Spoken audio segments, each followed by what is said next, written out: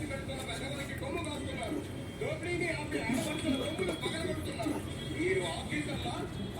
పనులకి కొమ్ము కాస్తున్నారో మిస్టర్ హరిశ్చంద్ర ప్రసాద్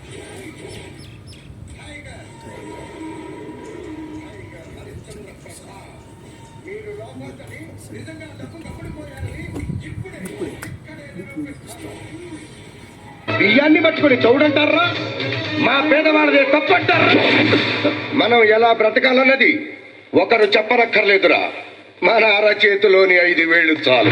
ఇది బొటన వేలు మనం చచ్చేంత వరకు నిజాయితీగా బ్రతకమంటోంది. ఇది చూపుడు వేలు ఎదుటివాడు తప్పు చేస్తే నిలదీయమంటోంది. ఇది మధ్య వేలు అన్ని వేళల్లోకి పెద్ద వేలు అన్నిట్లోనూ మనల్ని అగ్రస్థానమంటోంది.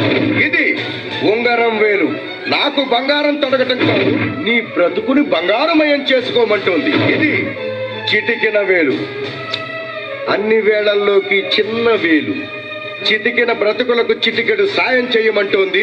10 మందికి సహాయపడమంటోంది. ప్రజల కోసం నా ప్రాణం ఇస్తా. ప్రజల జోలికొస్తే ప్రాణం తీస్తా. రండి సిఐ గారు, రైతు కూలీలకు పని దొరికేది కొద్ది రోజులు మాత్రమే.